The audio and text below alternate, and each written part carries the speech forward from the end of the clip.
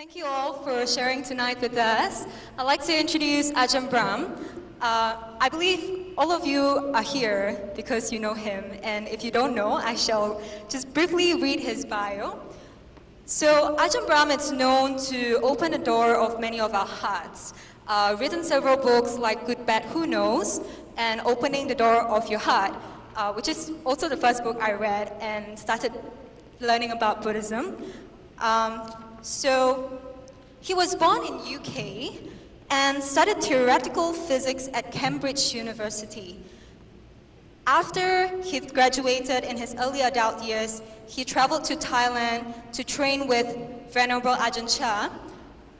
And after that, practicing for 9 years as a monk, he was sent to Perth by Ajahn Chah in 1983 and was soon invited to provide his humorous and uplifting teachings in other parts of Australia and the rest of the world. But such recognition has not stopped him from dedicating his time to the sick, those in prison, his own Sangha members at Bodhiana Monastery in Perth, and of course, Buddhist Fellowship Singapore. Ajahn is also our spiritual patron at Buddhist Fellowship Singapore, and he has hundreds of Dhamma talks available online, which many of them are downloaded every single day. So we are really fortunate to have him tonight. Without further ado, shall we put our palms together and welcome Ajahn Brahm on stage.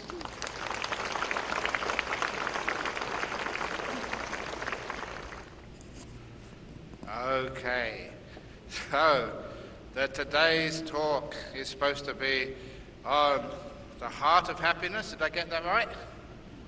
Is that good enough? Okay, very good.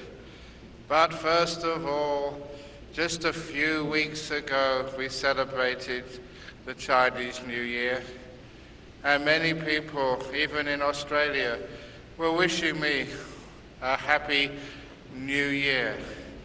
And I said, no, I am not going to do what you tell me to do. I'm going to have a happy New Year if I want, and I reserve my right to have a miserable New Year if that's what I want too. Because one of the problems is people are always telling us to be happy. And sometimes if you don't feel happy, that makes you even worse. It is just like when we wish to go and see somebody in a hospital. And we say, oh, I hope you get better. I hope your sickness doesn't last. Imagine what it feels like if you're feeling really, really sick and all these people are trying to make you feel better, which means you start lying. When so many people go to so much effort to visit you and they sacrifice so much time to come to the hospital by your bedside, and they ask you, are you feeling better today? And even if you feel miserable, if you feel terrible, you always lie and say, well, I feel a tiny bit better today, just because you don't want to upset people. So when I visit people in hospital, I never say, I hope you get better. I say, you can get better or you can get worse, it's up to you, but whichever way, I will still love you. And that frees people, because sometimes people try so hard to get better, because they feel that being sick is a huge mistake in life, as if they've done something terribly wrong, as if they're a failure because they've got sick. And because they're not allowed to be sick, they try so hard to get better, that makes them sick. There's a classic story of one of my friends. We were monks together in the jungles of Thailand many years ago. And even though he was a Rhodes Scholar from Oxford, and even I was from Cambridge, I did forgive him for going to Oxford. But we were best of friends. But unfortunately, he got typhoid fever, 2 types of typhoid fever at the same time. And he never really recovered. So he was sent to our monastery in UK because we thought he would get better treatment there. And I remember visiting him, and he had been bedridden for about 2 years, never been able to go out of the room because he was so weak. And even though the supporters got the very best doctors, both the usual types of medical doctors, alternative doctors, Chinese medicine, Ayurvedic medicine, homeopathic medicine, Reiki, acupuncture, you name it, he had it. But nothing worked. He was getting more and more sick, until one of the monks came to see him.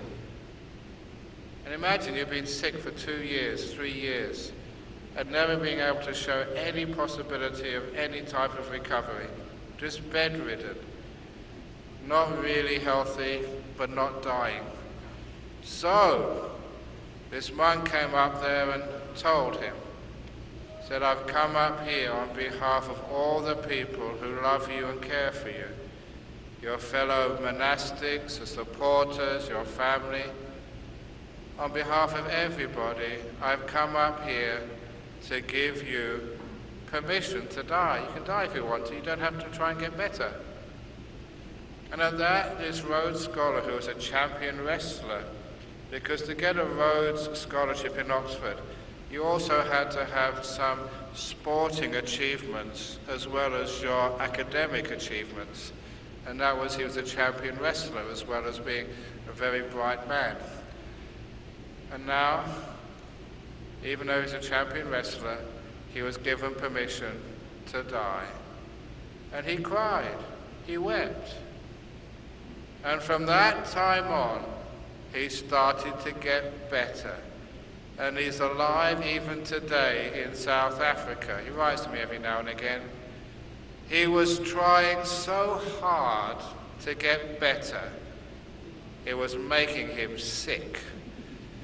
So, if ever you go to see your relations in hospital, don't put the pressure on them to get better, because trying to get better, the stress of trying to get better, and the feeling of failure that you are sick in the first place, that might actually kill them. So tell them, you know, Grandma, Granddad, I will love you, you'll be my friend no matter what happens.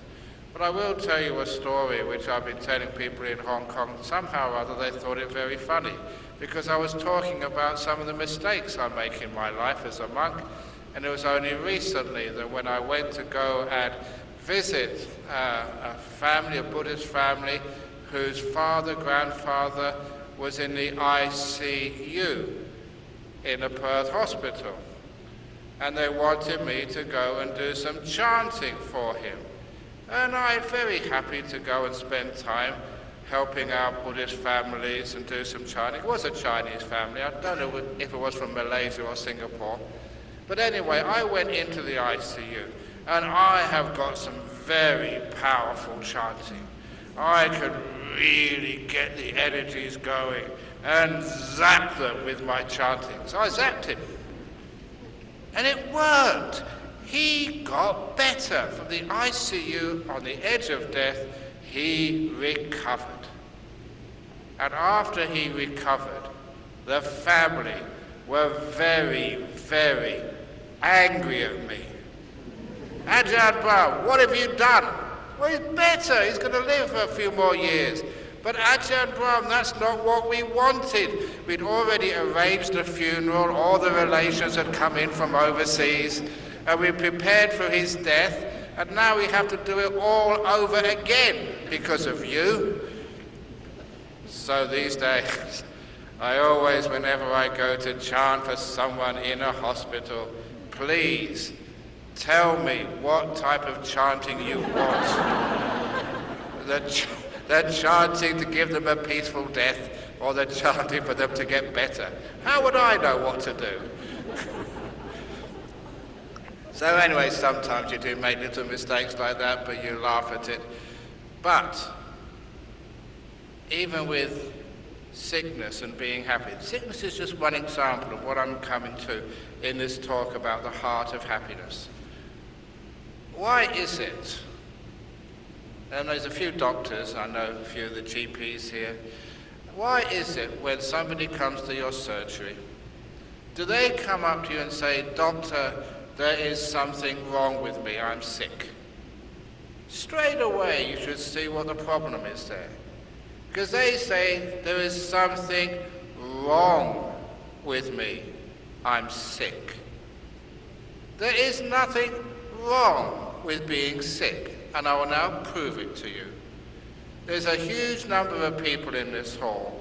Would you kindly put your hand up if you have never been sick in your life, never once sick in your life? There's only one person there. I think that must be an older person who's got a bit of dementia and forgotten some of the things which happened earlier. Everybody has been sick. In fact, now, if a person has never ever been sick in their life, you would be a medical miracle. People would take you into the universities and medical centers. They would do experiments on you. You are weird. You are strange. There's something not quite right with you because you're always healthy. So this is proving there is nothing wrong with being sick. So please, change your speech and make it more truthful. The next time you go to see your doctor with dengue fever, with cancer, with MERS or SARS or Zika, whatever is the current sickness of the month, the one which is the one which is in fashion. Whatever it is, you should go to your doctor and say, "Doctor, there is something right with me. I'm sick again." Now seriously, if you change your attitude, you say, "There's something right with me, I am sick." Number one, you would probably go to see your doctor much earlier when you have any problems with your body. Because we say there's something wrong with me, we stigmatize sickness, we think that it's a personal failure, which means that we don't admit that there's something wrong with us, and by the time we go and see that doctor, it's a little bit too late. So stop stigmatizing sickness. It's okay to be sick. There's not something wrong that you are sick. It's right that you are sick. It's part of life. And it's the same with like happiness. People always feel that if they're miserable, there's something wrong with them, and they should somehow fix it up. Not being happy is part of life. For those of you who've managed to see the Good, Bad, Who Knows book, to see it in its American edition, you will see it's got another title. Whichever place that that book is published, it always has different titles, and there's a meaning for that. It means that sometimes you think, "Oh, this is a new book by Ajahn Brahm," and you buy it and you don't realize it's only the title has changed, the contents are the same. That way I get more books sold. It is wonderful marketing. But that particular book, in America it's called "Don't Worry, Be Grumpy." And the reason we put it like that is because in the United States many years ago there were even billboards going around, "Don't worry, be happy," it used to say. And this was a revolt against trying to force people to be happy when they don't feel like it. America is a free country. The American Constitution guarantees the right to pursue happiness or misery, whichever you like. It is your right and freedom to be miserable and grumpy. So if you are grumpy, don't worry about it. Just enjoy it, accept it. Because there was a very key story in this talk about a young lady who just happened to be Indonesian. There's many Indonesians here tonight. Selamat malam. And she was on one of my meditation retreats and she was having a terrible time. Everyone else was smiling and getting into deep meditations and being very happy, but she felt miserable. And whenever I told her in the talks how to be happy, that made her feel even more of a failure, because she didn't feel happy at all. And her being upset, her misery got worse and worse. She was very close to being depressed. So I had to do something about that. How can you deal with someone who's not happy at all and getting depressed? So I told her, sit down here, I'm going in my office, I'm going to get a little certificate for you. And I very quickly printed out the very first grumpy license that I have issued in this world. I've issued thousands since that time.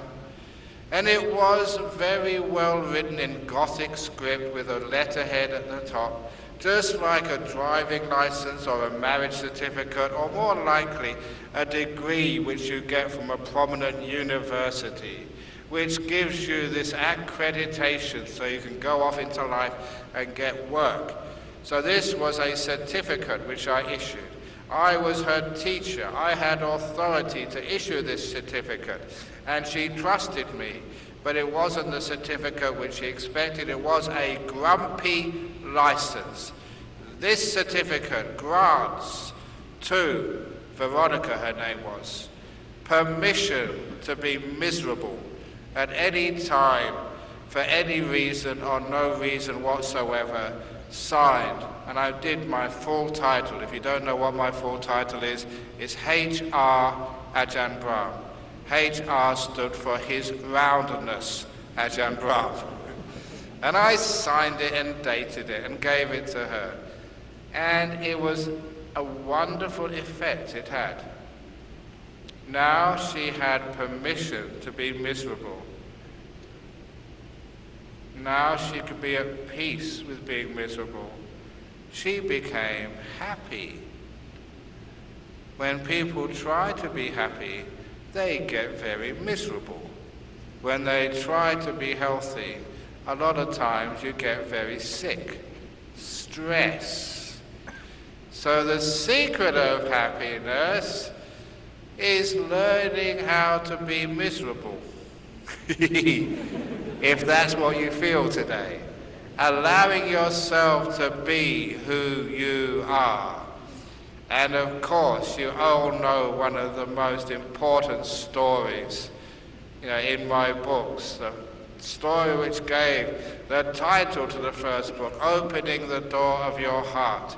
That is one of the best secrets of what happiness truly is and what it means. A lot of times, Buddhists, we always think we know about compassion and loving kindness. I don't know if you, when I was in Hong Kong last week, I saw the news in the hotel room of Hillary Clinton in her speech. And I don't know if you noticed this, but Hillary Clinton was starting to talk about there should be more loving kindness in America. And my ears pricked up, that's a Buddhist word, loving kindness. You don't see that from the American literary tradition.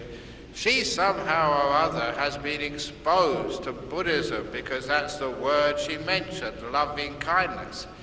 And it reminded me that when I heard a recording of Aung San Suu Kyi's Nobel Prize winner speech, not the one which her son gave when she was in house arrest, but the one which she gave when she was free to go to a ceremony belatedly to receive her Nobel Peace Prize. And she started mentioning we should open the door of our heart to the military. And I think, I wonder where she got that one from. Some of these words and phrases, they just go the rounds and they actually work. So opening the door of your heart, loving kindness, people think they know what loving kindness is, and even many of you may do your chanting. May all beings be happy and well, may they be free of suffering. That is not loving kindness. May all beings be happy and well. Perhaps they have something to learn from being sick, from struggling. Maybe the suffering of life has a purpose and we should not take it away. You all remember, just because of the advances in the understanding of human health, if we don't allow our children, when they're young, to get this little sickness and that little flu, they don't actually develop their immune system. If we protect our children from dirt and scratches, they grow up being very weak. And so that sometimes we think we're protecting people, but we're actually harming them. And sometimes when we understand sickness and also a little bit of suffering in life, sometimes that suffering in life can be a huge opportunity for great wisdom. So I'm not going to go around wishing everybody be happy and well, because then you'll never learn anything in life.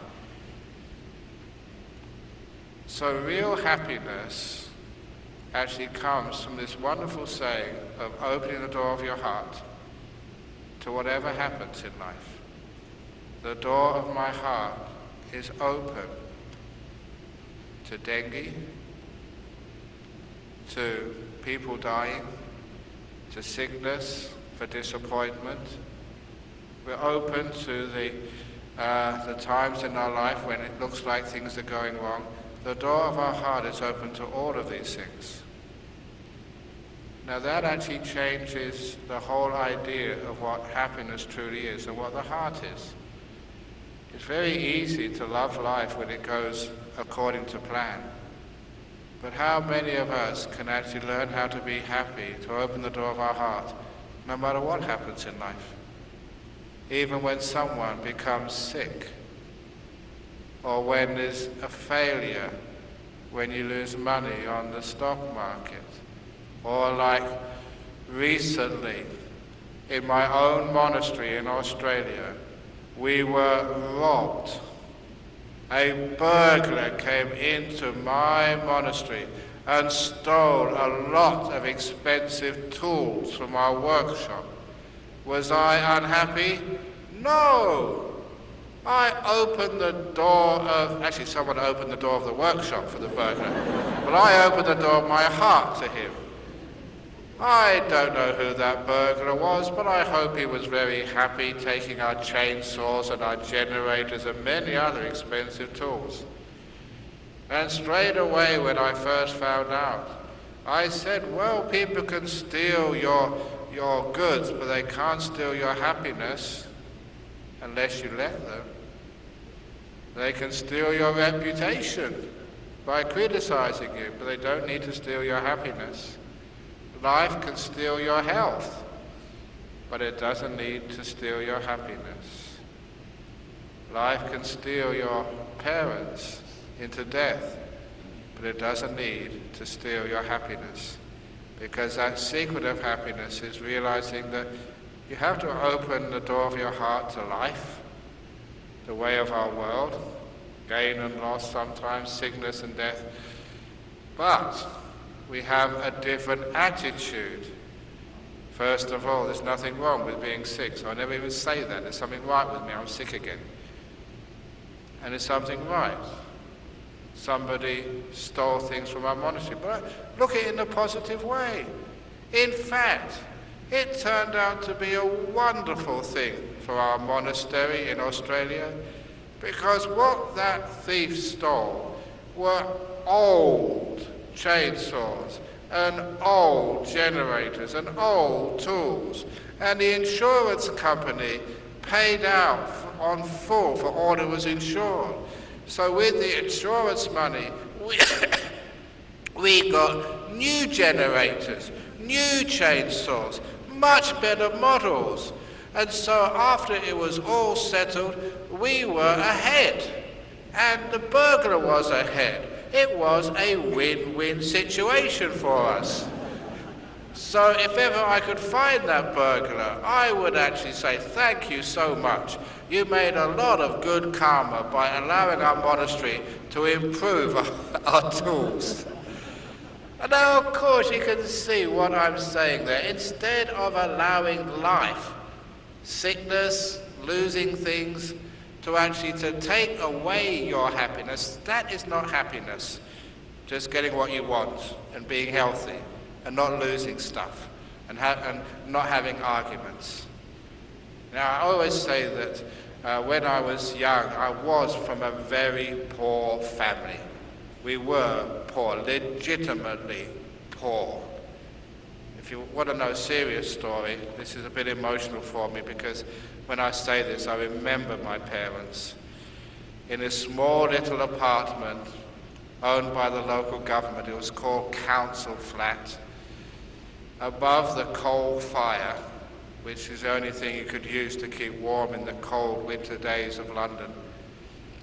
Someone, I don't know whether it was my mother or father, left a £1 banknote on the shelf above the fire. It was perfectly safe, they thought.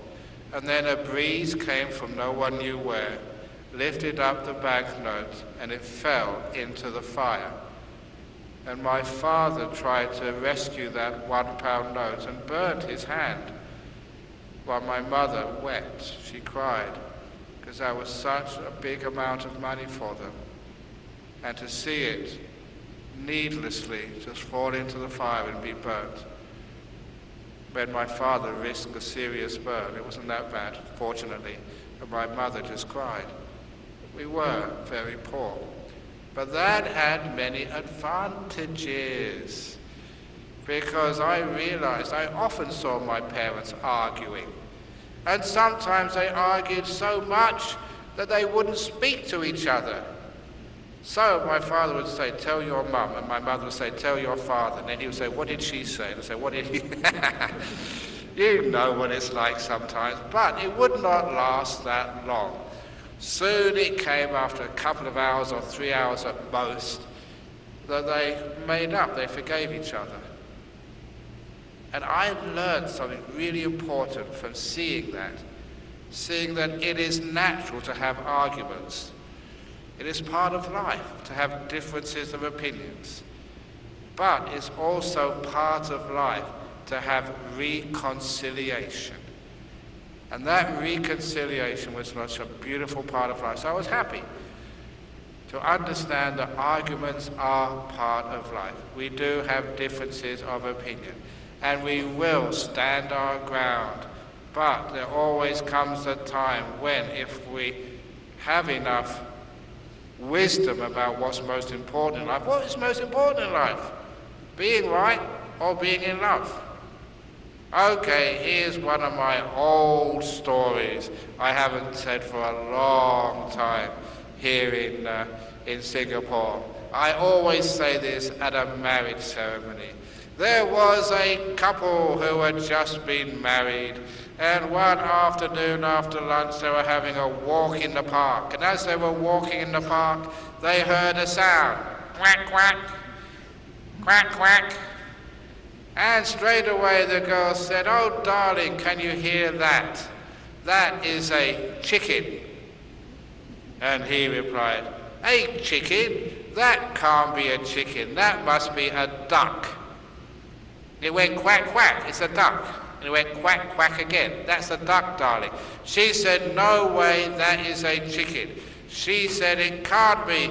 He said, it can't be a chicken, it's a duck. She said, I am sure it's a chicken, believe me. No, I will not believe you. That is a duck. No, it's a chicken. No, it's a duck. No, it's a chicken. It is a duck. D-U-C-K, duck. And she said, it's a chicken. and she was about to burst into tears when he remembered what is most important in a marriage. He remembered why he married her. He looked into her eyes, which were about to burst into water, squeezed her hand, and said, "Darling, I think you may be right. That is a chicken." And it went quack, quack again. And she said, "Thank you, darling." And that night, he got a hot meal. Now, in that story, it is a story of happiness in a marriage. Who cares whether it's a chicken or a duck? Is that important? Honestly. But how many of you argue over those silly things? Small things. It's not important. What's more important is harmony. And so many marriages, they just split apart over small things, arguing over things you should never argue over. And anyway, number 2, just because it goes quack, quack does not mean it's a duck. Sometimes people think they're logical, but they're not scientific. I was trained in Cambridge, theoretical physics. I know my science. Just because it goes quack, quack does not mean it's a duck. That could have been a chicken from Fukushima Prefecture in Japan. Apparently they had the 5th anniversary today, or a couple of days ago. A mutant chicken who goes quack, quack. So give it the benefit of the doubt. It doesn't matter who's right and who's wrong, but what is beautiful, yeah, you do have those arguments, but that reconciliation, that is where we see the secret of happiness.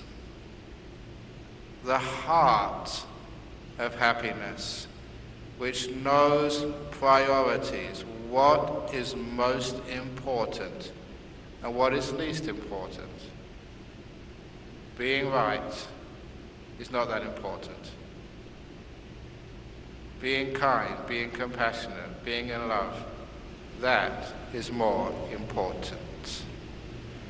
But that's what I learned by living in a small house, seeing these things.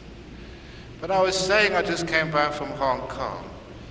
You know, some of the best teachings I ever learned in Cambridge was not at the university, because I was a Buddhist when I first went to Cambridge. I was a Buddhist a couple of years beforehand. I decided to read books to find out which religion I liked. I called it market research. So I chose books on all different types of religions and eventually chose Buddhism. That was the one which fitted me. And later on, when I was at Cambridge, obviously I didn't have many friends who were Buddhists. Some of my friends were Christians, and very active Christians. And when some of my friends who were Christians told me they were volunteering to do some community service in a local hospital for the mentally infirm, I took that as a challenge. If the Christians could do it, the Buddhists can do it as well. It was totally keeping up with the Joneses, spiritual pride, which drove me to go to this place. I would never be outdone, out-prayed, out-meditated, out-taught by those Christians. That's what I was like in those days. So just out of trying to keep up with my friends, I went there too, but quite honestly, truthfully, those Christians only lasted a couple of weeks. I went to this hospital for 2 years every Thursday afternoon. And I was helping look after people with Down's syndrome.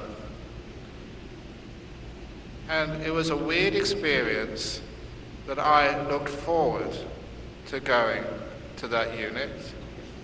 These were my friends. At the time, I didn't realize how much I learned being with people whose language skills were very, very weak, but whose emotional wisdom was incredible. Remember, I was in colleges where you could sit next to Nobel laureates and have dinner with them.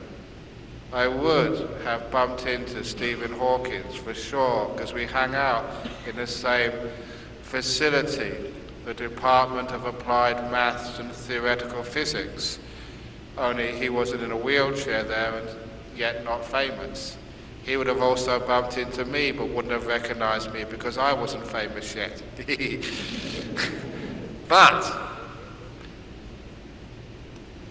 all those people I met who were brilliant in their fields, great philosophers, great professors, they were missing something which I could see in those people who had Down syndrome, the emotional wisdom. And this is an example of this. You know, I was a young man, not bored a monk. I had girlfriends, I liked going out at night. And there were times, and I couldn't understand where they could get this from. I had just broken up with a girlfriend the night before. You know, split up, boys and girls, that's what happens. And you feel quite miserable. And those people would see me and come running towards me and just give me a hug. And they knew that there was some big emotional problem in my life. They could see that, where other people could not. I learned from them whatever I know these days of emotional wisdom, of how this thing inside our head actually works. And that emotional wisdom, that heart, that becomes the secret of happiness. Yeah, they were not successful in life. They would never become Nobel laureates. But they had a certain amount of joy and happiness and simplicity, just in their general way of behaving towards one another, and especially me, which I really, really respected. And I would learn from them for 2 years. One of the best things I ever did when I was at university. But it also meant that you understood just how a person can have happiness, even though they're sick, even though they don't have much, even though that things go wrong in their life. There's a certain amount of embracing this life, opening the door of your heart to it, and realizing that everything which ever happens to us in life is an opportunity for the great teaching. Many of you will have lots of pain in your life, disappointments, things go wrong in your life. It happens to me a lot. Sometimes I tell a joke and people don't get it. Or it's a joke they've heard before. Or, for example, I told people the other day about the joke of the 4 priests, Catholic priests, and I got into trouble because there were some Catholics in the audience. But it's still a very good joke, and here it comes. There were 4 Catholic priests. They'd just been to a conference, and at lunchtime they're at the same table, and they were talking with one another, and they'd just been to a session on confessions, letting people know your darkest secrets, because psychologically, emotionally, it's really worthwhile sharing them with another person. And so one of those priests decided it was a time that he made his confession. So he said to his 3 friends, "This is very difficult and shameful for me to say, but," he said, "I have an addiction to gambling. I gamble on the horse racing, on the soccer, I gamble on anything, and I've wasted so much money belonging to the church on gambling, but I just can't stop myself. I know it's a terrible sin, but I'm a terrible gambler." And the other members of the clergy were really shocked. A person in your position who leads a community and tries to set a good example to others, and you spend all the money gambling, that is terrible. But they said, it's good you let us know. And then they turned to the second priest and said, what about you? And he said, oh crikey, I suppose I better confess. And he said, I'm an alcoholic. Any wine which is left from the Mass, I drink it all up. And then I go up buying bottles of whiskey and gin and anything. And usually on a Sunday evening after all the service is over, I get plastered. No one knows me because I hide in my room. And also Monday the same. I'm an alcoholic. I got a big drinking problem. And they were shocked. He'd hidden it so well. A man of your stature could do things like that. That's terrible. But at least it's good you tell us. And then they looked at the third priest and he didn't want to say anything, but they eventually got it out of him. And that was one of the big sins. Adultery. One of the married women in his congregation, he was having an illicit affair with. And the other three were stunned. A person in your position, you tell other people to keep their precepts and rules when you're breaking it yourself. But I love her. Yes, but you should never do that. That's really bad. And then they asked the fourth priest. And the fourth priest said, please, don't ask me. And they said, but you must tell us. He said, I can't. You don't want to hear it. Believe me. He said, no, it can't be anything worse than gambling, drinking, and womanizing. And he said, it's much worse. It's much worse. And what do you think it could have been for a priest? Worse than gambling, worse than being an alcoholic, worse, much worse than adultery. Eventually they got it out of him. He said, my worst sin, I cannot keep a secret. I'm a terrible gossip. And they chased him and chased him and chased him. That's interesting. Sometimes when I give that little story, when I talk about speech, yeah, lying is bad. Sort of criticizing and being harsh to other people is bad. But the worst of the wrong speeches is gossiping, because that hurts more than anything else. But anyway, sometimes I tell a joke to someone, well, that's part of the cross. I open the door of my heart to that. Because when you allow things to happen, yeah, you make a mistake, yeah, you're grumpy, you don't feel so well, you get sick, there's nothing wrong with that. The secret of happiness is opening the door of your heart to life. And when we open the door of our heart to life, it's amazing just how our happiness increases enormously. It's a different type of happiness. It's not that happiness always that things have to go right in your life. You always have to be successful. You're allowed to fail, and it's called forward failing when you make a mistake. You're allowed to get to fall into the dog shit, and it's called fertilizer. It actually makes the life richer when you have big mistakes in life. You're allowed for things to go wrong, because there you really learn.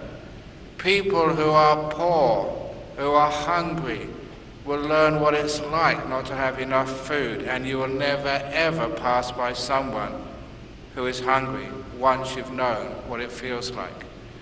People who have been down and out, you've lost all your money, someone has cheated you. Later on, when you get on your feet, you'll never pass by somebody else who's in that situation without helping them. You have had cancer, and you've got through it. You will go and volunteer to help other people with that terrible disease, because you know what it's like. Sometimes the things which happen to us in our life, yeah, they're very difficult when it happens, but it is from that which we learn. That's where we grow. That is where we get our wisdom from. Some of my best teachers in school were the strictest ones, the ones I didn't like. They pushed me, and I learned so much from that. So I learned that all the difficulties and problems in life, I accept them. There was a beautiful old story I said many years ago, because it does happen that sometimes people lose their children. They die. And for some people that's one of the most difficult things for them to accept. A young kid, because I say this because when I was in Hong Kong, I gave a talk at the Chinese University in Hong Kong. Was it? Yeah, it was last night. And I was invited to give the talk there because there was many suicides. And the latest one was a 12-year-old boy jumped off a building, 12 years of age, killed himself. And they wanted to know why and how to deal with that. Sometimes children do die. And they always ask the question, why? Why do young kids have to get cancer when they haven't had hardly any life at all? Why do even babies 3 or 4 years of age get terrible diseases and there's no cure for them? Why? And this is where the wisdom comes from, which allows you to understand the laws of this world, to be at peace with them, embrace them, and find a happiness which you may not recognize. Call it a sweet and sour happiness. It was the story I heard from an old monk in the north of Thailand. He said that once he was staying in a simple bamboo and thatched hut in the middle of the jungle, when one evening there was a very fierce storm. The winds were very strong, so fierce that many big branches came off the trees, and many trees themselves were uprooted and came crashing down to the floor. I must always do some dramatic speech during my talks to keep people awake. They came crashing down to the floor, and when they came crashing down to the floor, he realized that if one of those trees or big branches would actually hit his hut, it would kill him.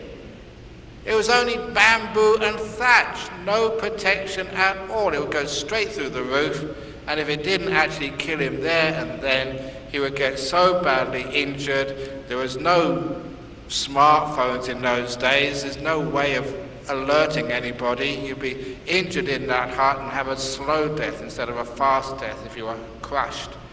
It's really dangerous. But he survived, obviously, because he could tell me the story. That's one of the reasons. You know, there were tigers in Thailand at that time. You know, my other monks, when I went off into the jungles by myself, and I knew there were tigers there, I asked, is it safe? And they said, no, no, no. Tigers would never eat a monk. That's what they told me. And I said, how do you know? There is no recorded tale of a tiger ever eating a monk. And I said, there wouldn't be, would there? They'd have eaten a monk and he couldn't tell you. So it didn't really... I don't know, when was the last time I told you about my tiger story? You know, I lived in the jungles for years, and I actually came face to face with a tiger once. Huge animal. And it was only maybe just the other side of that table away from me. Huge animal. And it's amazing, sometimes you don't know what your reaction will be. There you were, about 3 foot away from a tiger, a big tiger. And I was only a peaceful monk. Only that distance, and I was not scared. Honestly, there was no fear in me at all. Was that really impressive? It wasn't really impressive because there were these huge, thick iron bars between me and that tiger because I was visiting the zoo.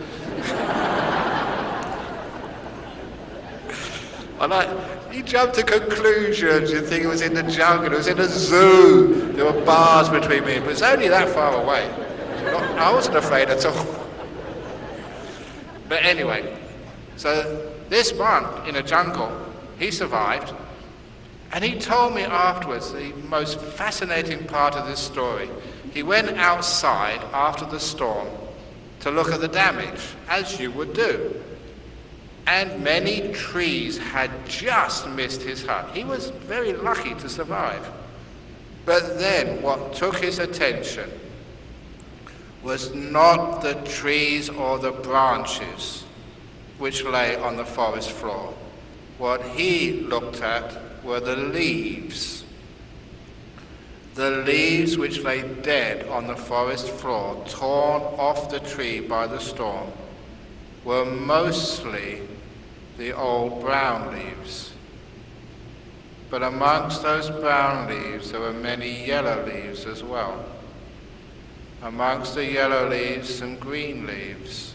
Only a few, but there were some there.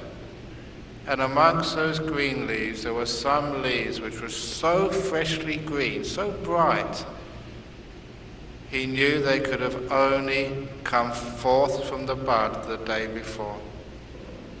Young leaves, baby leaves, they were lying dead on the forest floor. And he looked up to see what leaves were left, and of course mostly green leaves. But even though some young green leaves had been torn off the twigs and branches, there were still many yellow leaves and even a few old brown leaves still clinging on to the tree of life, even though young green leaves had been torn off. He realized an important insight, wisdom. When the storms of disease and death come through our communities, they usually take the old brown leaves and yellow leaves, but they also always take a few green leaves as well, and young green leaves. It's part of nature. There's nothing which has gone wrong. This is our life, our world. Young people die, and you cannot say something has gone wrong. Now you understand why. Nature. And the only way to have happiness, to have peace, is open the door of your heart to that nature. And of course, the last little story I'm going to say before I open it up for Q&A. Again, I find this one of the most helpful stories, which is how we can be happy, open up our heart, the heart of happiness, where we allow ourselves to be wise to the nature of life. I started off with sickness, now I'm going to go to death. Because so many people in our world, they get so upset and grief-stricken when somebody dies. And I've told you before that my own father died when I was only 16. He died in our little apartment. My mother woke me in the middle of the night, saying, "I cannot wake up your father." So I went into his bedroom and tried shaking him. He was cold, he was stiff, he was dead. But I love that man very much. I told many stories to you over the years about him, but I never cried at his funeral service, and I've never shed a tear since. I knew that was weird, that was strange, there was something abnormal, because children, especially when you love your parents, feel very, very grief-stricken when they die. I had no grief at all. And it took me many years, especially being a monk, when you have time to understand your emotions, and you have the teachings of people with Down syndrome to inspire you to feel rather than think. So I soon figured out what was happening. And that's where I came up with the simile of the concert, which is, I found a very moving simile. I loved going to concerts when I was a young man. I went to many, many amazing concerts, classical concerts in the Albert Hall, rock concerts, some of the best bands in the world I saw. I always love telling you the story that my brother and I went to this pub in the north of London to see a band play, and only 6 people turned up to listen. Only 6. My brother and I were 2 of those 6. The lead singer was called Rod Stewart. Private concert with Rod in the 60s. So I had some wonderful memories of those great concerts. But I also remembered at the end of the concert, we'd all clap and shout for more. It was called the encore. But when the encore was finished, that's when the band had to go home, and so did I. Sure, there'll be another concert next week. Sure, maybe even that band will come back again. Apparently they still come back again. The Rolling Stones are still touring around, even though they're geriatric. What's they called? They're called the Strolling Bones. They're really old. But nevertheless, they still manage to perform. I never thought they'd get on that long. So, I think pop musicians, people like the Rolling Stones, they're not allowed to retire, just like monks. We're not allowed to retire either.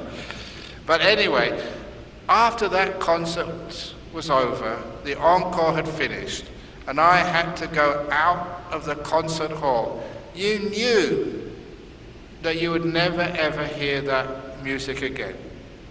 Even if they did perform 2 or 3 years later, it would be different. The energy, the originality, it would not be there anymore. So this was this incredible concert you'd just been to. And when I walked out of that concert hall, and it was always into the cold London night, always raining, always cold, always miserable. Never once, not once, did I cry at the end of a concert, even though I knew it was over. What I felt was this wonderful sense of joy and gratitude. How lucky I was to have been there for this amazing performance. And that was how I felt when my father died. That's how I felt when I walked out of the crematorium. It was the end of one of the great performances of my life, my father's. And I felt how lucky and blessed I was to have been with him, to be loved and to give and love. And just like those concerts in the 60s, I still remember them. Still, I don't know, people of my age, I remember Jefferson Airplane giving a free concert and just saying, you English are amazing. It rains and you still listen to us. In California, any rain, everyone will go home. That was Grace Slick said that, I remember. So many great memories. I remember that stuff even though it was 40, 50 years ago. And I remember what my father did, the times we had together, even though that was such a long time ago. Great music never dies. Musicians, they go away, but the music lingers. Your loved ones die. They pass on. But your memories, the music, those sweet, sweet, sweet times of love and fun, that never disappears. That's why I never cry. I understand you have to accept life and death. It's part of this existence. And to be happy is to open the door of your heart to life as it is. And there you find you have all the happiness in the world. You don't tell people, oh, may you never die. Oh, may you never get sick. Oh, may you never have any argument in a marriage. Oh, may all children live to maturity. Oh, may all governments tell the truth. Oh, may all aircraft not get lost in the ocean. Oh, may the stock market always go up and never go down. Oh, may my boss always be kind to me. Get real. And when you are real and accept this life, there you will find happiness. When you fight life, when you ask from life what it can never give you, that is called suffering.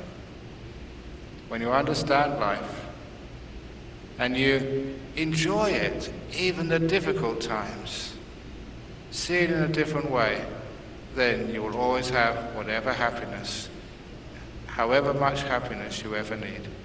Thank you all for listening.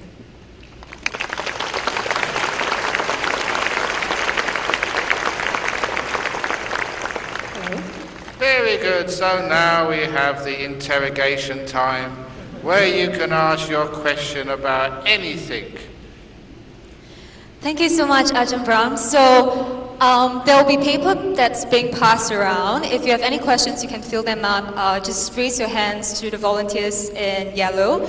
Or you can log on to our Facebook page, and under the message tab, just private message us. And Brother Chai and Brother Chongjin will also communicate. We have about 40-45 minutes for Q&A. So if there are too many questions, we might need to be a little bit more selective, so hope to seek your forgiveness. As we're waiting for questions, may I just get permission to kneel beside Ajahn? Very good. So I'll be here. Let me start off with a question. So I really like how your stories teach us that it's okay to be sick, it's okay to age, it's okay to die. And I think sometimes, actually we're all dying. And it's only a doctor pass a judgment to say, hey, you only have 2 months left, and then we start thinking about dying. But actually each and every one of us are dying. But it's okay because it's part and parcel of life, and it's okay to embrace it. So how would you advise people who think, okay, it's okay to die, and it's probably a good way to end off life and to solve all the sufferings in life? How would you advise them? Okay, you're talking about people who get really depressed. They think that death is an escape from life. This is obviously not a very wise thing to do, because especially as Buddhists we believe in reincarnation. So once you kill yourself, you're back there again. It was even more depressing. You were depressed before you killed yourself, thinking you're going to disappear, and now you're back again. You'd be doubly depressed. It didn't work. So that's not a good thing to do. But if a person wants some escape, you don't escape by running away from things. You escape from understanding things, for investigating and getting to know it. And then you find things like depression. They are just some things, they come and they go. 2 big stories, this too will pass. That story is in the book, you've heard it before, the Emperor's Ring story. An emperor who got very depressed when things went wrong in the economy. When the Chinese economy went down, the emperor got really depressed, like now. When commodity prices went up, spent too much, that's like the Australian government. And both cases are stupid. It will pass. The good times will pass, the bad times will pass. And the person who understands that means that, yeah, it's a difficult time, but it doesn't last. But more importantly, with that story, when the good times are there, when you're having a wonderful time with your family, with your kids, the business is going well, for goodness sake, don't take it for granted. It's temporary. So you have to look after that. That's one of those stories, that it will pass. The other one is the 2 bad bricks in the wall, that people just see the bad bricks, they don't see anything else in the wall, so they want to blow up the wall like I used to do, I wanted to do. So it's not an escape. And the whole idea of escaping is the old story I told yesterday to a group of professors in the medical school of Prince Wales Hospital in Hong Kong, in Sha Tin. There, a lot of professors were really, actually one was crying. Confessing the medicine, I brought him to tears. And it was because I was telling him about, as a doctor, your job is not to cure people. That is not your main aim in life. Your main aim in life is not to cure, but to care. To care for those patients, not to cure them. So if you think curing, getting rid of the problem, then you've missed the point, and you will fail many, many times. But if your job is to care, not to cure, then you never need to be a failure, and also your client's health will improve enormously, because care is really important. That's the same with end of life, disappointments. You don't cure the problem by killing yourself. The whole idea of curing it is wrong. You care for it. You care for it. You learn from it. Because every problem, every piece of shit, as I keep saying, is fertilizer for your wisdom and compassion. You don't get rid of it. That's trying to cure it. You care for it. And you become a better human being as a result. Now you've got lots of questions here, so now I'll have to answer them very quickly. Thank you so much, Ajahn. So there is a question on dealing with suffering, because you mentioned that it's okay to be angry. So there is this lady over here who said, "Dear Ajahn, why is my daughter running away from relatives? She dislikes foreigners around Singapore too. Is she suffering from some form of abnormalities?" Yeah, I'm suffering because I couldn't hear the question very well. How is the audio here? Can you hear well? Yeah. What was the question again? I'll give it to you. Have a look. It's in English or Chinese? My daughter is running away from relatives, dislikes foreigners around Singapore too. She's suffering from some sort of abnormalities. But I don't know how old your daughter is. But sometimes the daughter does those things, relatives, dislikes foreigners around, I don't know what she's up to, very hard to say, but it will pass. If she sees a very, very hot foreigner, she'll probably go up to him and say hello. And if she's got very nice relatives, especially at Chinese New Year when there's lots of ang paos around, she'll be probably very happy to go and see her relatives. So I'm not sure what's going on with her, but maybe have a chat with her, see what's going on. At least she's your daughter and she doesn't run away from you. And just give her a bit of kindness. She may be going through some stuff in her life. We all go through stuff in our life. We dislike somebody one day and then we like them the next day. That's life. So just probably leave her alone. A bit of TLC, she'll be okay.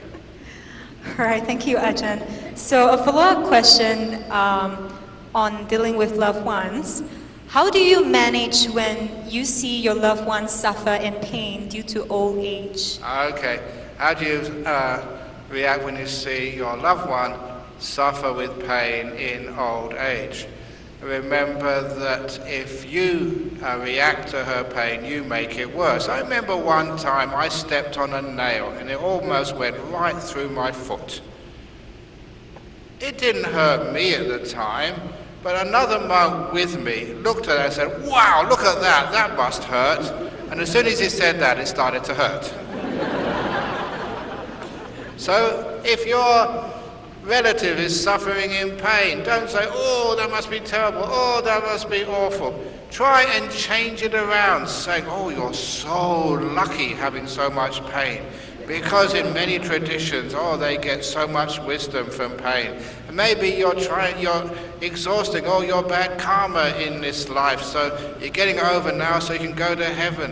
Whatever it is, you can even bend the truth. I was going to say lie, but I shouldn't ask you to lie. Whatever it is, to try and change your attitude. We had a book in our monastery in Perth, in Thailand a long time ago, about how to give birth.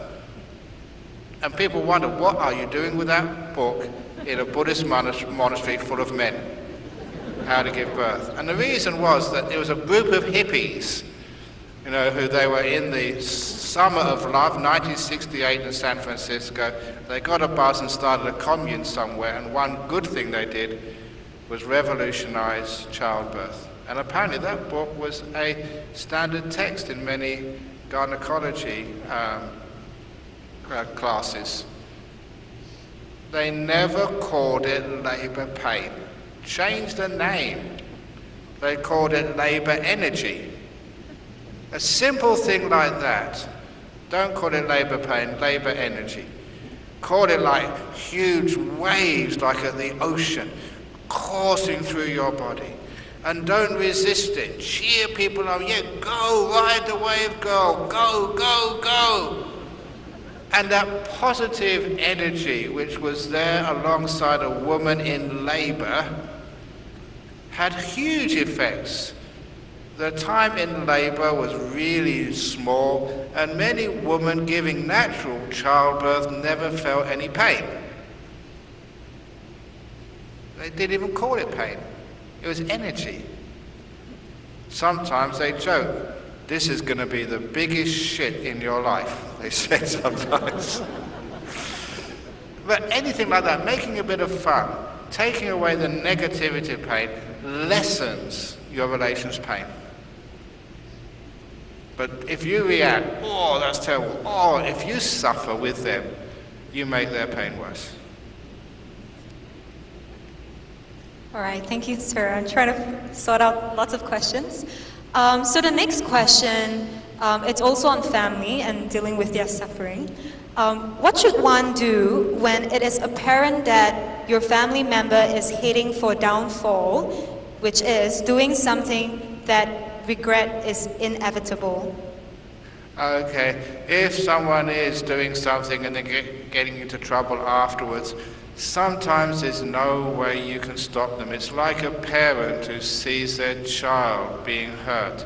It's very, very painful for you to see your child being hurt, but sometimes you have to let them be hurt. It's the only way they can really learn.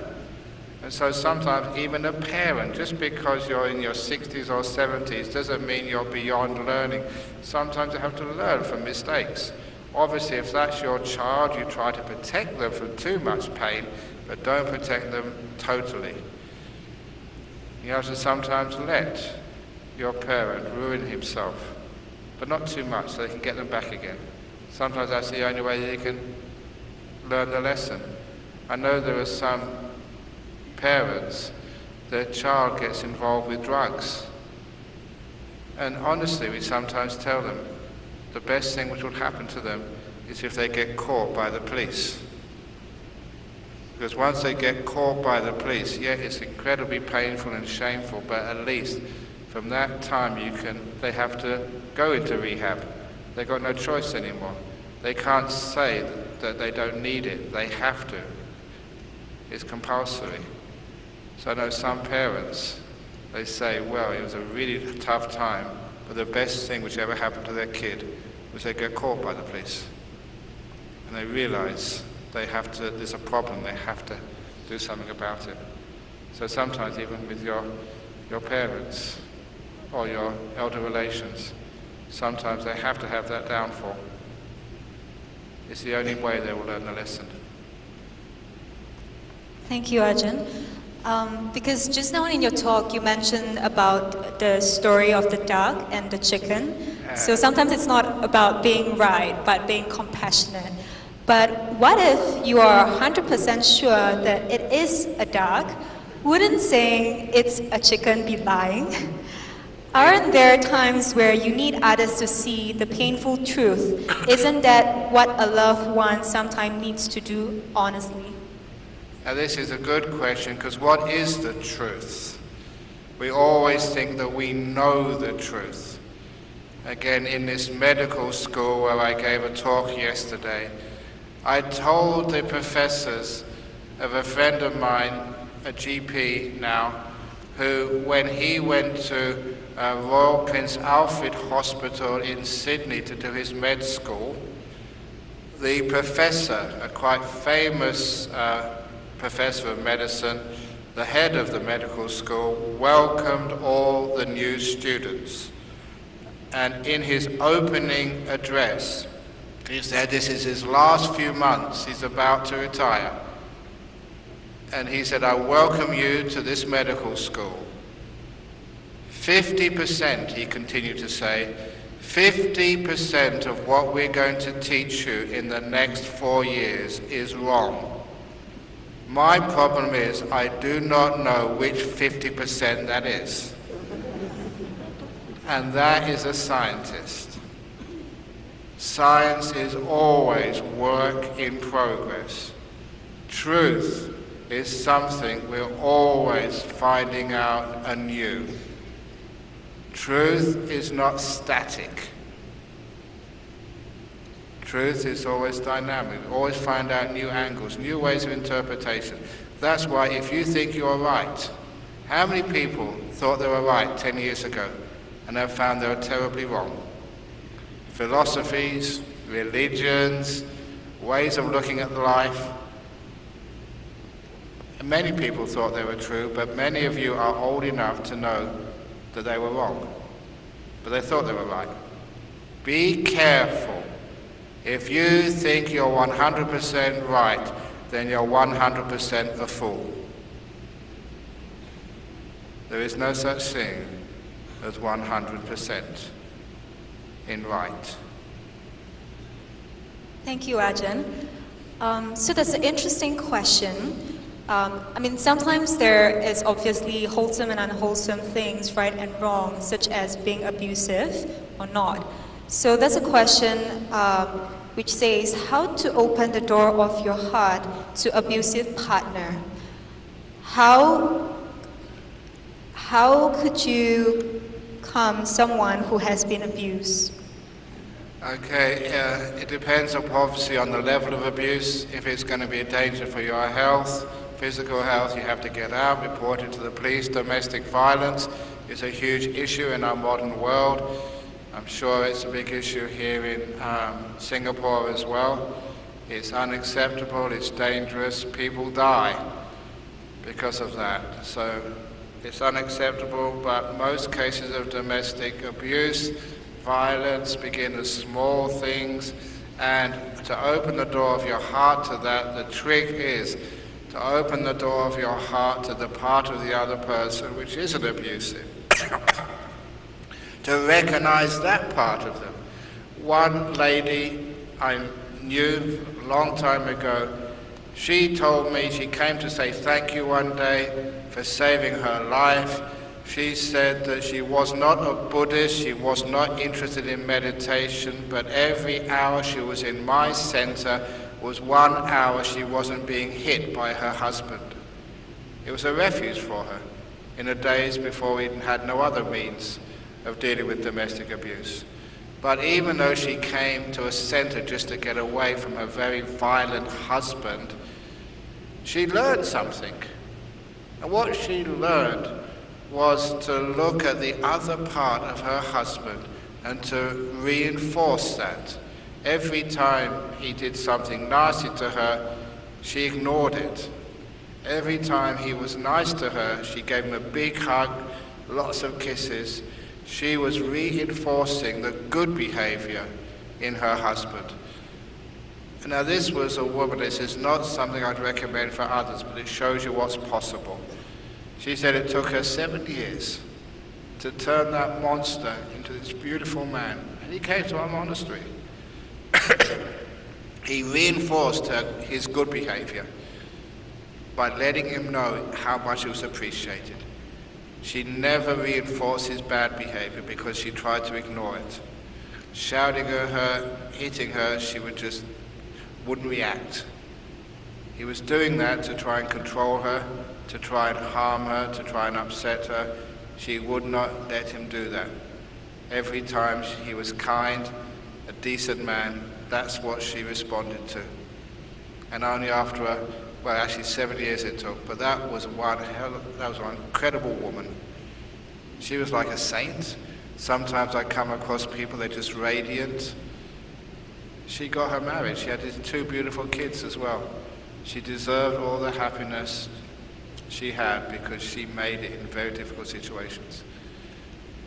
So please, don't just focus on the abusive behavior, focus on the other part.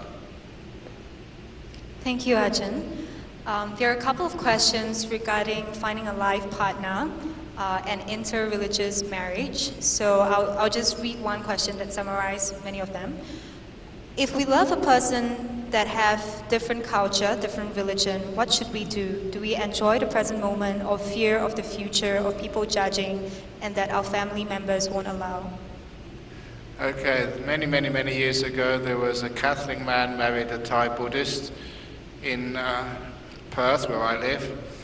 They came for advice. What should we do? My husband's a Catholic, he likes going to church. I'm a Buddhist, I'm Thai, I like going to the temple. What should we do? And the advice they gave is, every Saturday, both of you come to the Buddhist temple. Every Sunday, both of you go to church. If you're married, do things together. Thai Buddhist wife, learn about your husband's culture. Go there with him. Italian Catholic, learn about your wife's culture. Come to the temple. And that's what they did. And they still keep coming. That was about 25 years ago. A really close couple. So that's what you do. If you are a Buddhist, you marry a Muslim, then go to the mosque when they have the service on a Friday. And then when it's a Buddhist ceremony, maybe the Buddhist fellowship on a Sunday, then go to the Sunday service at the Buddhist fellowship. Do things together. Love is all about respecting one another and learning from one another. You know, these days, actually for a long time now, we don't have just interreligious marriage or interracial marriage. For many centuries now, we've had intergender marriage. You don't marry people of the same gender. Woman is different than a man. Man is different from a woman. So you learn from one another. You complement one another. Why can't we do that with religion and race? No problem, I think. All right, thank you, Ajahn. There's a question on meditation, a really simple one, but I think you can give a good answer to that. Why should I meditate, and how do I start? Why should you meditate? Because meditation is literally food for your heart. You need food for your body, healthy food, so you can have a healthy, good, productive life. If you don't eat well, you'll be very sick and very painful.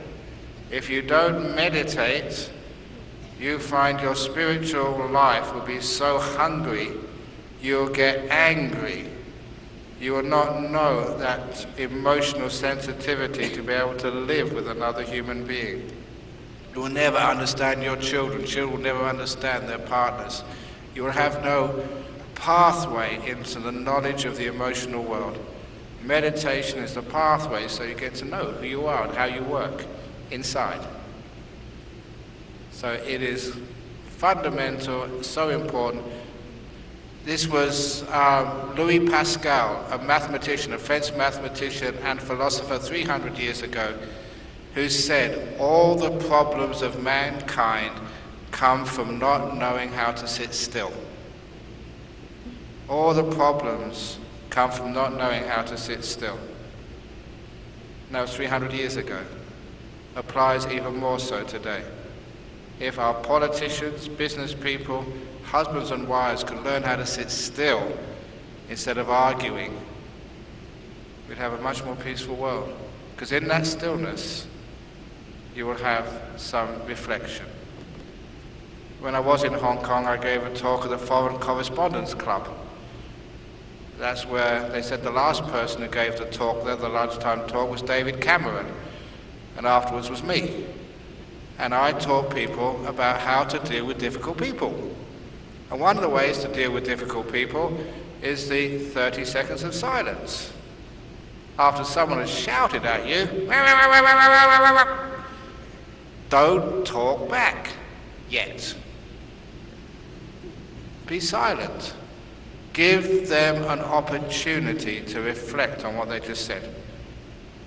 These days we say give them the space to be mindful of their terrible speech by being silent for 30 seconds.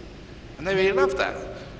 They said that was what they got out of that talk more than anything else, the 30 seconds of silence. And they never heard that before, I don't know why.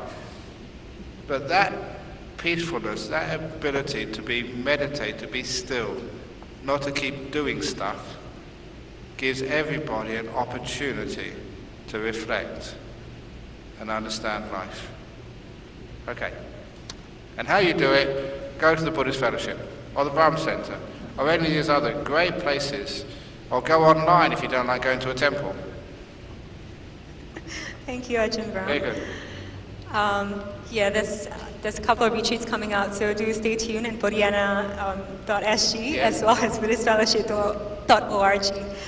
All right, so another question on meditation, because meditating can be hard sometimes. So this person asked, I had food poisoning not long ago and I tried meditating, but the pain got better of me. Okay, please never meditate with pain. This is not torture. It's so different than going to the dentist. This is not Guantanamo Bay. This is Buddhist. We're compassionate, we're kind. That's why you should meditate on a chair. Meditate on an armchair. Keep it simple, keep it comfortable. And number 2, never try to meditate. Stop trying. Trying is not meditating. That's more doing, more stressing out. Let go of trying. Stop doing so much. If you have thoughts going in and out of your mind, let them be. Stop trying to control them. The whole point of meditation is not being a control freak, but letting go. After a while you get it. And then meditation, the most peaceful and happiest. Again, I just come back from Hong Kong. You know where I held my meditation retreat in Hong Kong last weekend? In Disneyland. I did my meditation retreat in Disneyland. It was a huge success because it changed people's attitude to meditation. Doing a meditation retreat in a Disneyland hotel, we meditated in the Snow White room. And all interviews which I conducted was in the Prince Charming room. I was Prince Charming. Now with that attitude change, people had really good meditation. It was a huge success. Because it takes people's, this whole concept that meditation is pain, endurance, pushing through stuff. You can't have pain, endurance and pushing through stuff in Disney World. It just doesn't fit. That was why that was a very, very good retreat. Highly successful, and everybody was asking, when can we do it again? So there's also another question, interested to know how long you meditate per day. Maybe you like how long? I usually meditate 24 hours a day. And you know when the best time to meditate is? And the worst time? The best time to meditate is now. The worst time is later. So maybe we should cut it off now and meditate. Yeah, no, just joking. Okay. So a follow-up question is: does recital of Heart Sutra useful? Is reciting the Heart Sutra useful? It can be to scare away ghosts. It can be to comfort your grandma. Chanting can be useful if you give it meaning, but just chanting is not good enough. For example, I don't know, all of you who are driving home, you may have your highway code. Chanting the highway code again and again and again, is that going to help you be a good driver? Up to a point, once you can learn that highway code, you know the rules, that's good enough. Once you know what the Heart Sutra means, you don't need to chant it anymore. But people keep on chanting for years and years and years, and they still don't know what it means. What a waste of time that chanting is. That's really interesting because there's a question saying that a lot of people mention chanting sutra make will help us in terms of good health, reduce karma. So does it mean that if we don't know the meaning of the chant, we are not really benefiting from it? Exactly. If you do the chanting, it may be stopping you do other silly things like going out, getting drunk, and just gambling. And certainly, like I said, worse than getting drunk and gambling is gossiping. So if you're chanting, you can't be gossiping, so that's a good thing. So it can have some benefits, but seriously, the power of chanting comes not in the chant you are doing, but in the power of the person who does the chant. So as I said, when I went to that bedside and did the wrong chant, and the person who I was supposed to give a peaceful death to recovered, yeah, chanting does have power, because I've got power. I can do that. But if you did the same chant I did, it wouldn't have as much benefit at all. So chanting is a way of taking the energy from the chanter, giving it to somebody else. But it has no intrinsic power in itself. Thank you, Ajahn. Next question is on Thai black magic. So this fellow member has a close family who recently had been cast black magic on. And then what is your advice on protecting ourselves from these black magic? And is there a risk of these energies spreading? I have actually seen black magic. I've tasted it. It was one of my favorite brands of chocolate, which I used to give to my girlfriend. No black magic chocolate? Okay, anyway, let's go back to real black magic. There was one of my disciples in Perth, Australia, a Thai girl. She invited her mother over to live with her because there was no one else to look after her elderly mother in Thailand. Her elderly mother got sick, was put in hospital, and this Thai girl wanted to find out if this would be her mother's last sickness or not. So she went to a medium, gave her $20, and the medium would go into a trance and be able to see whether this woman's mother would survive or not. All the medium needed was the name of the hospital, the ward, and the room number. And then she would leave her body, go to an astral body, go to that ward, and in the astral plane she could tell whether that woman was going to live or die. So the Thai girl handed over the $20, and this lady fell unconscious, and maybe 15 minutes later she came conscious again, and the first thing the medium did was to give the $20 note back to the Thai girl. He said, well, why? Why are you giving the money back? Couldn't you find my mother? He said, yes, I found her. I got to the hospital, I got to the ward, I found the room number, but I could not get inside the room. She said there was like a force field around your mother. In this astral plane, there was a force field, and I couldn't penetrate it. Who the heck is your mum? And the Thai girl said, oh, she is a Thai nun. She's been ordained for the last 30 years. At which the medium snatched the $20 back and said, you should have told me before you asked me to do this. People like me cannot get close to people like that. Now this is an anecdote, a true anecdote, I know the people involved, which actually shows you that if you keep things like precepts, you have actually a force field around you. You can't see that, but the spirits which are employed by black magicians, they know that, they can't get close to you. I have many other stories like that. Even keeping 5 precepts, being a good person, makes you invulnerable to anything like black magic. They cannot harm you at all. This is just the physics, the science of that mental world.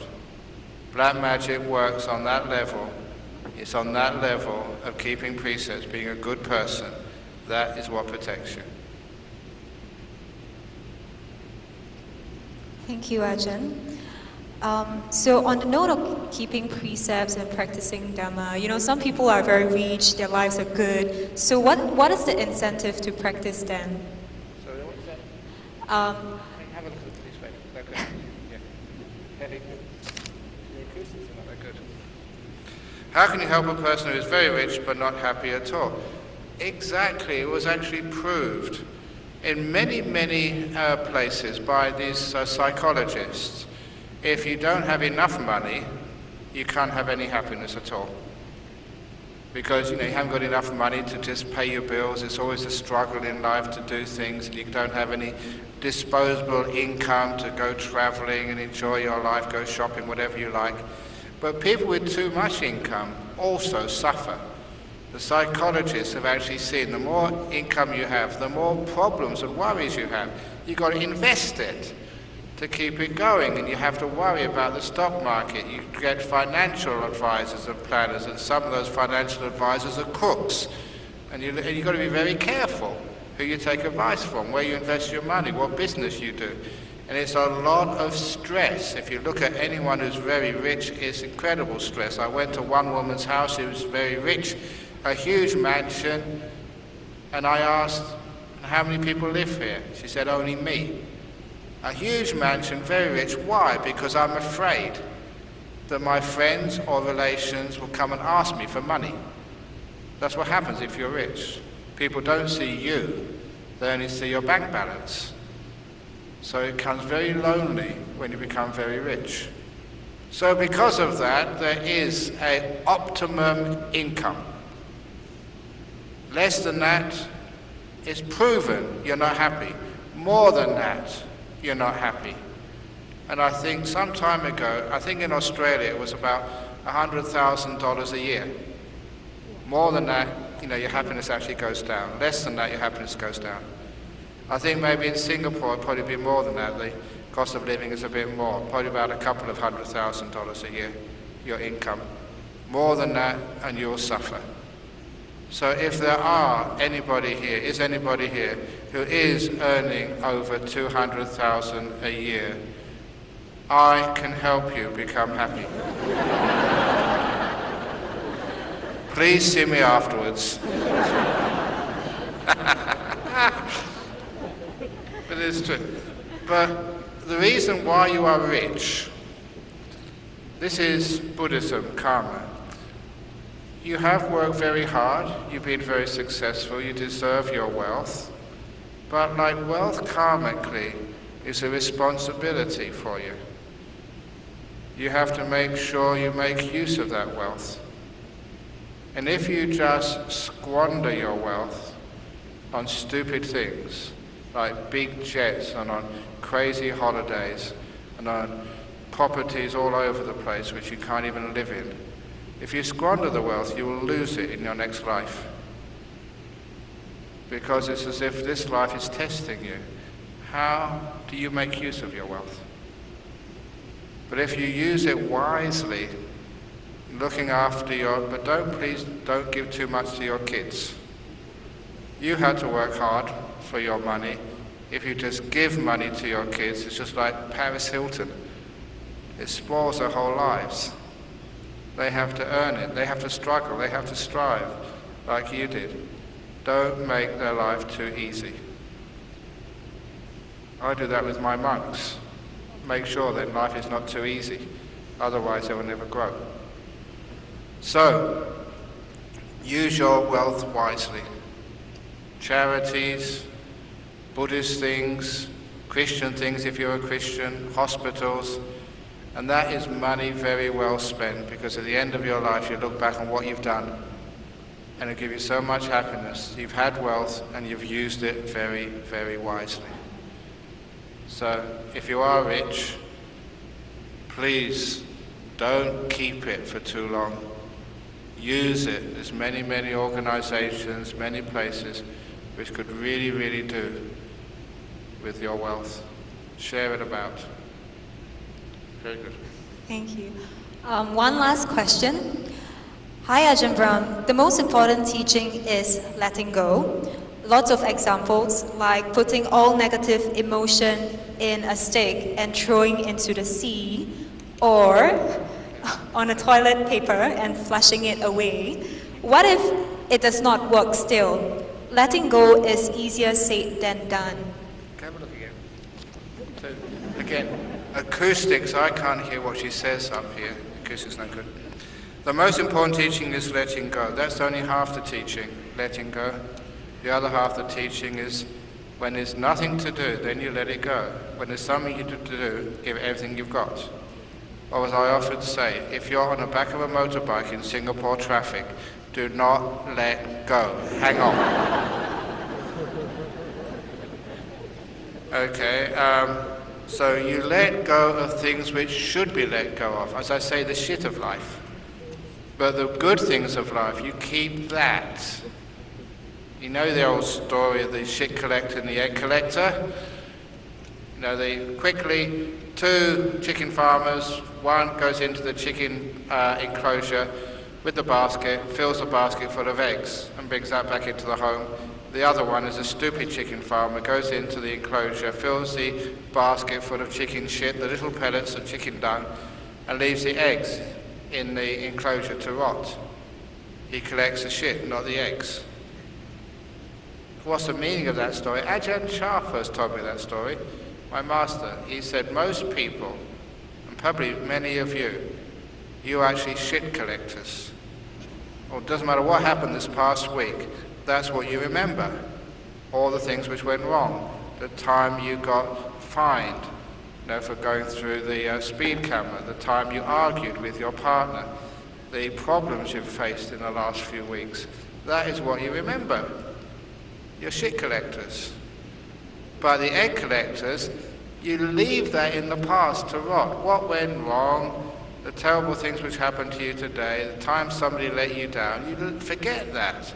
You collect all the beautiful things which have happened to you today. The lovely conversation you had with a friend at work, the wonderful dinner you had, or the lunch you had, seeing your kids today, whatever it was which was really beautiful and happy, keep that. And that way, we let go of things which we should be letting go of, and we keep that which we should be keeping. Letting go is only half of life. We should keep the beautiful part, the positive part, the inspirational part of life, and then we will be very happy people. Yeah, life is disappointing sometimes. Yeah, you look at the news and all these things which are going wrong, but every now and again it's some beautiful news. Keep that and delete all the other stuff. Thank you so much. So, shall we all put our palms together and say 3 sadhus for beautiful sharing? Sadhu, sadhu, sadhu. Okay, it's a long time which I've given a talk here in Porkaxi, and many of you know that that is not the way to end a Buddhist talk by Ajahn Brahm. I already said if there's something to do, you've got to give it everything you've got. So if you're going to do 3 sadhus, everything you've got, please follow me. Sadhu.